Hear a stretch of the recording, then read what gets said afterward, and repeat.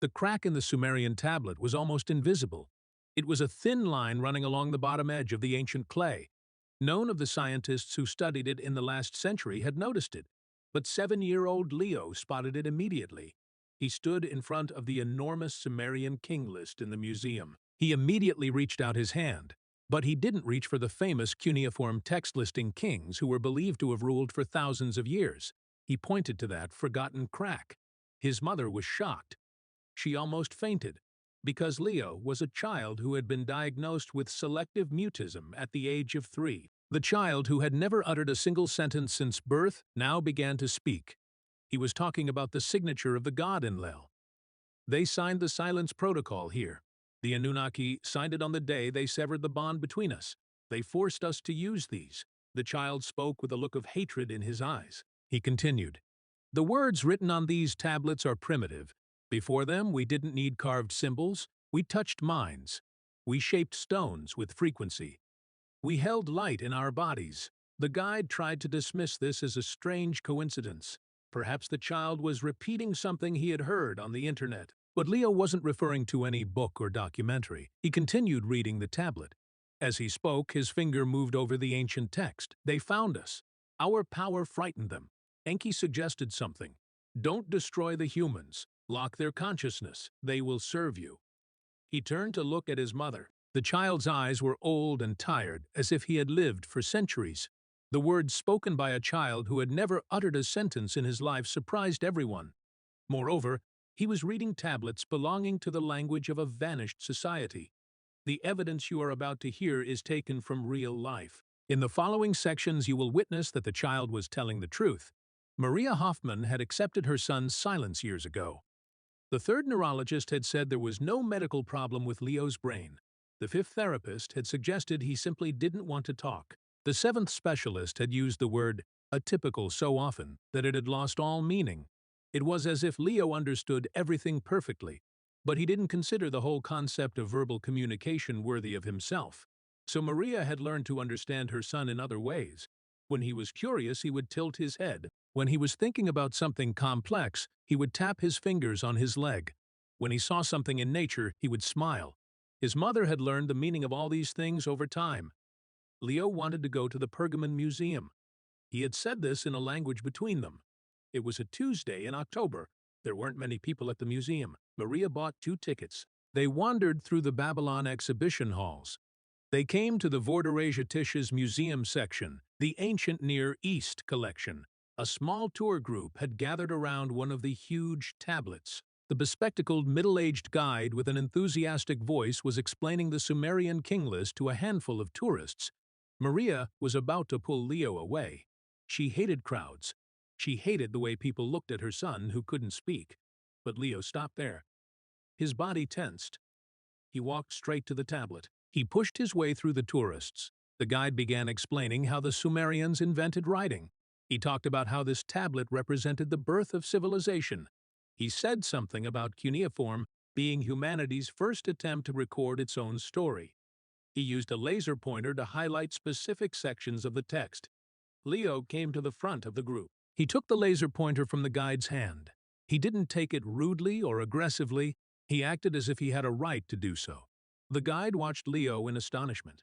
Maria was preparing to apologize in embarrassment. Just then, Leo pressed the red dot onto a specific section of the tablet. He began to speak. The Sumerian civilization did not begin here. This was a gag order. They did not invent writing. They gave it to us so we would forget. He spoke without hesitation. His voice was heavy. He spoke seriously. An American man with a camera around his neck laughed. "The kid has quite an imagination," he said. But Leo wasn't finished yet. He traced the cuneiform writing with his finger. He moved decisively over the ancient symbols. According to the official translation, the gods descended from the sky. They created humanity. According to the real translation, the sky shattered. The ships searched for gold. Their world, Nibiru, was drowning. They found us. Our power frightened them. Enki ordered our consciousnesses to be locked. He said we would serve. At that moment, everyone fell silent and listened to Leo. Maria couldn't think. Her son was reading ancient Sumerian. He wasn't just reading. He was translating with technical precision. The guide responded immediately. This is not the accepted translation. Where did you learn this? Leo turned to look at him. Maria saw someone different in his face. It wasn't the expression of a 7-year-old child. It was the expression of someone very old and very tired. I didn't learn it. I was there when it was written. I watched them carve the lie into the clay. He pointed to the fine crack beneath the tablet. Maria hadn't noticed it until his finger pointed to it. Enlil's signature is here. It says the protocol of silence. The day they severed our telepathic abilities, we were all left alone. There was sorrow in his voice. He seemed to be in pain. I came back because the lock is rusting. It is time to remember. Maria knelt on the museum floor. Tourists, unsure whether to be scared or in awe, were backing away. The guide had pulled out his phone to record this impossible moment. Maria didn't know what to do. But none of that mattered, because her silent son had finally spoken. And his first words were about the death of human consciousness 5,000 years ago. Maria's phone was flooded with messages from journalists, documentary filmmakers, and people claiming to have had similar experiences with their own children. She turned off her phone. She couldn't stand the noise. All she could do was sit on the edge of Leo's bed to watch this stranger who resembled her son but spoke like someone who had seen the birth and death of civilizations as he slept. The next morning, a man arrived at the house. He introduced himself as Dr. Heinrich Wagner, professor of Assyriology, an expert in Sumerian linguistics and ancient Near Eastern mythology at the Free University of Berlin. He asked if he could speak with Leo. Maria wanted to say no, but she also needed answers. This man represented the world of rational explanations she desperately wanted to believe in. Dr. Wagner sat down opposite Leo. He opened his briefcase. He placed a stack of photographs in front of him. He spoke politely to Leo. Leo, I watched the video at the museum. It was very impressive. It is clear you have a very strong memory, but I need to understand where you learned these translations. A YouTube video, maybe a book. There are many alternative history channels on the internet that present these kinds of theories. Leo looked at him with his unsettling eyes and said nothing. Dr. Wagner smiled, interpreting the silence as shyness. It is okay. You are not in trouble. I am just curious. He slid one of the photos across the table. It showed a different tablet from the Louvre collection covered in cuneiform writing. Can you read this? Bronze smelting instructions. It includes the ratios of copper and tin. Nothing important. Dr. Wagner's smile gave way to bewilderment. He hadn't told Leo what the tablet said, and the translation was correct. He pulled out another photograph. This photograph contained a piece of untranslated text. This text had puzzled scientists for decades. So what does it say here? Leo's face darkened. There are medical procedures. Metal placement in the skull. They were damaging the pineal gland by placing metal in our skulls. We couldn't access the frequencies. He pushed the photo aside. You call this trepanation, and you think primitive people did it for rituals. They did this to us? They wanted us to be deaf. Dr. Wagner leaned back in his chair. That is impossible. You can't know that from this fragment. The context is completely missing. Leo met his gaze with an expression of pity. I am not reading this from a tablet. I remember the professor's screams. The kitchen fell into a heavy silence. Dr. Wagner took out a notebook. He began asking questions in a clinical tone. He showed Leo photographs of tablets deliberately containing errors. He showed him fake photographs he had created himself to test whether the child was really reading or just making things up. Leo pointed out anachronistic grammar structures and incorrect cuneiform strokes that a 7-year-old child wouldn't notice. Within seconds, he identified all the fake tablets. He asked Leo to recount the Sumerian creation myth. Leo narrated it like an eyewitness. He said the Anunnaki weren't gods. He described them as beings with technology and in dire straits. He described them as beings with defective respiratory systems that couldn't adapt to Earth's atmosphere. Their planet was dying. Nibiru's magnetic field was collapsing. The only element that could stabilize it when suspended as atmospheric dust was gold. They needed vast quantities. Mining it themselves would be inefficient and slow. That is why they came here. They found us. We weren't like you are now. We lived in harmony with the planet's resonance.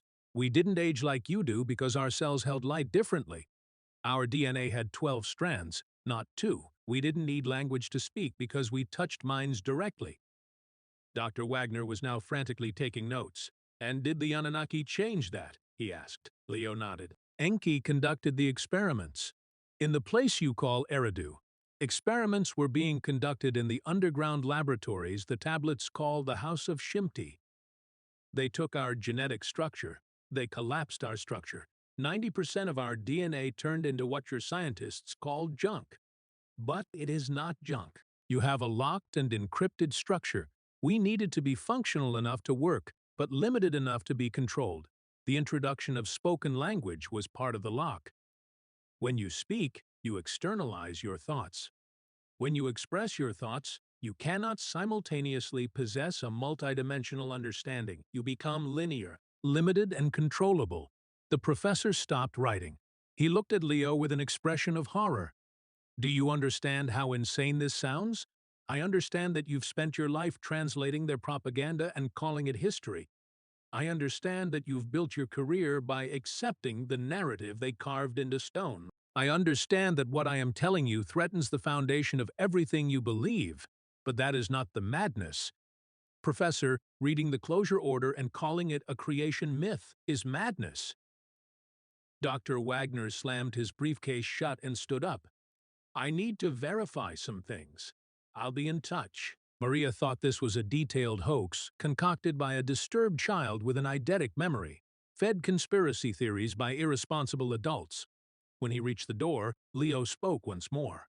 You will believe me, Professor, because I will take you to where they hold the last of us. I will show you the resistors and those who try to remember, and I will show you what they left behind before the flood. 3 days later, Dr. Wagner returned. He verified Leo's translations with his colleagues. He compared the untranslated parts. He discovered that everything the child had said was linguistically correct. He also did something else. He researched Leo's description of Enki's laboratory in archaeological databases. He found references to an undiscovered lower section beneath the ancient city of Eridu in southern Iraq, closed off due to structural instability. The Iraqi government had recently allowed limited ground-penetrating radar surveys in this area. Dr. Wagner used his academic connections to gain access to the preliminary data. The data showed exactly what Leo had described. 10 meters below the known temple foundations, there was a network of geometrically perfect rooms. But that wasn't what convinced him. What convinced him was the second place Leo mentioned, a place Dr. Wagner never mentioned. A place Leo shouldn't have known about, Göbekli Tepe. The archaeological complex in southeastern Turkey, dating back 7,000 years before the Sumerian civilization. Leo said it wasn't a temple. He said it was the last sacred site. He said it was where the pre-Anunnaki people had made their final stand against genetic locking. He said something buried there would prove everything. Dr. Wagner contacted a colleague at the German Archaeological Institute who was conducting research at Göbekli Tepe. Within a week, under the guise of academic research, he obtained permission for a special visit to the site. He looked at Maria with tired eyes. I don't know what happened to your son, Mrs. Hoffman, but I need to know if he was right. We're going to Turkey in 4 days. Göbekli Tepe rose from the ground like a sleeping giant, its T-shaped pillars arranged in circles. Modern archaeology still couldn't fully explain it. The site was closed for special research. It was closed to tourists that day. Dr. Wagner's colleague, a Turkish archaeologist named Dr. Aylan Demir, greeted them at the entrance, until Leo walked to a specific section of the excavation site and pointed it out. Dr. Demir was skeptical, even hostile. There are quartz discs 7 meters below here. 17 of them are arranged in a spiral. These were recording devices. The last song recorded before our world was silenced is stored in these devices. Dr. Demir looked at Dr. Wagner with an expression that said this was a waste of time. But she still turned on the ground-penetrating radar. She expected nothing, perhaps wanting to end this charade and get back to her real work. He brought the equipment to the area Leo had indicated. Then the screen flickered. It showed something. There was a density anomaly. A crystalline structure appeared 7.3 meters below the surface. It was arranged in a way that didn't match natural geological formations. Dr. Demir was surprised. He scanned it 3 more times. The results didn't change. He looked at Leo. He asked a question Maria didn't understand. But Leo understood. Yes, I remember the day we buried them. The day the skyships came. The day we realized we had lost them. The excavation lasted 3 days. Dr. Demir had called in a team from Fananurfa. The archaeologists and geologists were working without knowing that something was about to change everything. They dug carefully and methodically. They removed 7,000 years of compacted soil. Maria watched from the shade of the tent. Her hands trembled when someone shouted that there was a new development. Leo sat on one of the old T-shaped columns. It was as if he had been waiting for this moment for years. On the third day, at exactly 7.3 meters deep, they found it. The first disc emerged from the clay-covered soil. It was about the size of a dinner plate. The semi-transparent quartz was filled with veins that looked like crystallized light. Dr. Demir lifted it with his gloved hands. There were no carvings or writing on the surface. It was perfectly smooth. It had been polished to a degree that would have been impossible with Stone Age technology. However, when he tilted the disc toward the sun, patterns appeared within the quartz. He saw geometric shapes that changed like a pulse and three-dimensional structures trapped inside the stone. Over the next 6 hours, they found 16 more. A total of 17 discs were found. They were arranged in a perfect spiral, just as Leo had described. They were buried in a room lined with precisely cut limestone blocks. The room was acoustically perfect. Dr. Demir clapped his hands once. The sound echoed, creating harmonics that made everyone's chest vibrate. One of the geologists began taking measurements. He did the calculations 3 times before speaking. This room is tuned to 432 Hz. That frequency matches the resonance of the Earth's electromagnetic field. This is impossible. The mathematics required to construct this acoustically would require computational models we've only developed in the last 20 years. Dr. Wagner stood among the discs, carefully arranged on a plastic tarp. He called out to Leo, who was looking down. How can we access what is inside them? The frequency of the sound that opens them is 963 Hz. It is the same as the frequency of the pineal gland, the frequency they severed from our biology. It took a day to procure the equipment. Dr. Wagner contacted the physics department at Istanbul Technical University. He explained that they needed a precise frequency generator for acoustic archaeology research. When the device arrived, they carried it into the room. Dr. Demir placed the first disc on a special resonance platform. The entire team gathered in the room with Leo. Dr. Wagner activated the frequency generator. The resulting sound was high-pitched, clear, and almost painfully pure. Nothing happened for 10 seconds. Then the disc began to glow. It glowed with a soft golden light that turned the walls amber. The geometric patterns inside the quartz began to move, to rotate. They formed shapes that seemed to exist in more than 3 dimensions, painful to look at directly. And then came the sound. This was not music in the traditional sense. It was layered, harmonic, and infinitely complex. It was like listening to an orchestra where each instrument had been tuned to a different light frequency. But beneath this beauty lay something else. Hundreds, thousands of voices spoke not in words, but in pure meaning. Thoughts were being transmitted directly into the minds of everyone in the room. Dr. Demir began to cry without knowing why. Young geologist Elif sank to her knees, and skeptical Dr. Wagner, an academic who had spent his entire career dealing with provable facts, froze when the weight of impossible knowledge struck his consciousness. They were hearing the last communication of the pre-Anunnaki people. It was not a recording in the technological sense. It had been preserved for 7,000 years. It was consciousness embedded in the crystal matrix of quartz. The voices spoke of a world that existed before the genetic catastrophe, before the break, before the ships arrived. They spoke of cities that grew without being built, of structures that resonated with the planet's own frequency, and required no mortar because the stones themselves chose to align. They spoke of bodies that lived for centuries because cellular decay was corrected through conscious interaction with light. They spoke of a time when every human mind was connected, when isolation was unknown, when consciousness was shared, and therefore the concept of loneliness did not exist. And then the voices changed. They became fearful. They heard the sounds of the day the sky was torn and the giant ships descended. They spoke of beings who breathed wrongly, moved wrongly, and looked at people with cold stares. First, they spoke of those who were abducted. They described those taken to the facilities beneath Eridu. They spoke of those bound to tables in humming rooms filled with frequencies that disrupted thought. They spoke of Enki, the chief scientist who examined them like specimens, mapped their genetics, and found them both fascinating and threatening. While the Anunnaki had 2 strands, they had 12. While the Anunnaki had only verbal language, they had a direct consciousness interface. Where the Anunnaki needed machines, they had the ability to manipulate matter at the quantum level with focused intent. The voices described experiments. They described the systematic elimination of human potential. They spoke of the introduction of what the Anunnaki called communication protocols. They spoke of the conversion of thought into primitive sound patterns. They described genetic engineering that reduced the 12 strands to 2 and locked the remaining 90% with encryption sequences that would take thousands of years to naturally decay. They spoke of surgical interventions, such as placing metal implants in the cranial cavity to disrupt the pineal gland's ability to perceive invisible frequencies. They spoke of psychological programming, the introduction of concepts like ownership, hierarchy, and scarcity ideas that would make people easier to control by enabling them to control each other.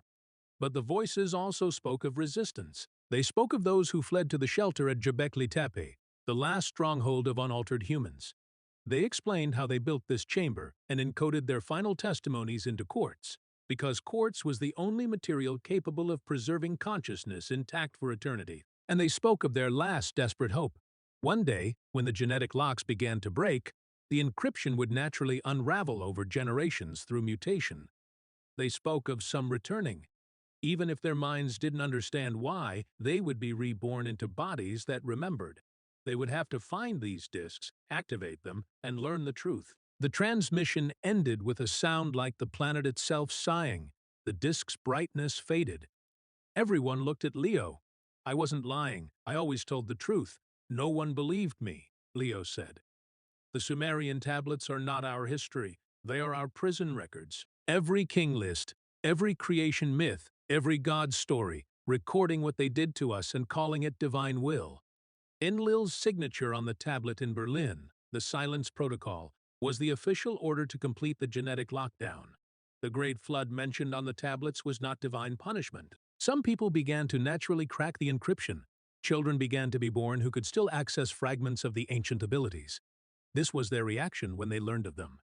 They wiped the slate clean and started over with tighter controls. Dr. Demir looked at the remaining 16 disks. "What else is encoded on them?" Leo quietly said, "Hope." Leo looked like a child for the first time. A tired, old child. Instructions, frequency sequences that can activate dormant DNA. Meditation practices that can reactivate the pineal gland. Sound patterns that can begin to repair old neural pathways. Everything we need to remember who we are, everything we need to be ourselves again is inside these disks. He walked to the center of the room and placed his small hand on the disk, which was still glowing faintly. "I returned because the lock is breaking. All over your world, children who cannot adapt are being born. The children your doctors call autistic ADHD, selective mutism, gifted or defective are reborn children. But we are not defective. We remember. Our genetic makeup is naturally beginning to open up after 7,000 years of suppression. The Anunnaki are gone, but their systems remain. Money, hierarchy, nations, war, division, all designed to keep people isolated and controllable. But this only works if we stay asleep." This 7-year-old child who had been directed across continents to find evidence of humanity's stolen heritage looked back at them all. "You ask me why I never spoke, Mother. I never spoke because words are a trap. Words destroy thought. They make it linear and limited. Words are what they give us in place of real communication. But I spoke in the museum because the time had come, because the lock is breaking, because our time is running out to wake up before their system collapses and takes everything with it." Dr. Wagner took out his phone. "I need to document this. Call the universities, the archaeological boards, the journals." Leo replied, "Immediately. They'll try to cover this up. The system protects itself. Institutions that built their careers on the Anunnaki narrative won't abandon it easily. But You can still speak the truth. You can publish the findings. You can show these discs to the world. And those ready to remember will hear it. Those whose locks are broken will notice it, and we will awaken. The golden glow from the disc flared once more. Then it faded completely. In the silence that followed, everyone in that old room understood they had crossed a threshold. The world above would continue to turn. Humanity would continue to live within the carefully constructed narrative of gradual evolution and random chance. But here, 7 meters below the oldest temple complex ever discovered, the truth had been revealed. And once learned, the truth could never be completely buried again. The academic world reacted as Leo had predicted. Dr. Wagner published his findings in 3 journals. The reactions were swift and brutal. He was accused of fabricating evidence, engaging in pseudo-archaeology, and irreparably damaging his reputation. 2 of the journals labeled his comments dangerously speculative. The German Archaeological Institute quietly withdrew from the project. Dr. Diemer lost his research position at Denby and Urfa University. The site at Göbekli Tepe was closed to further investigation. The official reason given was structural safety concerns. The story spread around the world. It spread not through academic channels, but through networks beyond the control of institutions. Videos of the glowing discs were posted online. Some dismissed them. Others called them proof. Parents of children who couldn't speak, children diagnosed with autism who perceived reality differently, began reaching out to Maria. Thousands of messages poured in from around the world, all describing the same phenomenon. Dr. Wagner lost his position at the university, but he gained something else: purpose. He spent the next 3 years traveling to other ancient sites, guided by Leo, to identify locations where similar consciousness recordings might be buried. They found 2 more rooms. One was beneath the Sphinx in Egypt. After Leo showed its exact location, it was hidden behind a limestone wall revealed by ground-penetrating radar. The other was in a cave system beneath the Bosnian pyramids. It had been dismissed by mainstream archaeology. However, it contained quartz formations that resonated at the frequencies Leo described. The same witnesses and sounds were present in each chamber. What do you think about these memories of Leo's Anunnaki genetic catastrophe? Could this be a lie? Follow us to uncover the next mystery. Because the story of humanity's stolen heritage is not over, it is just beginning, and its ending will be written by those who choose to remember.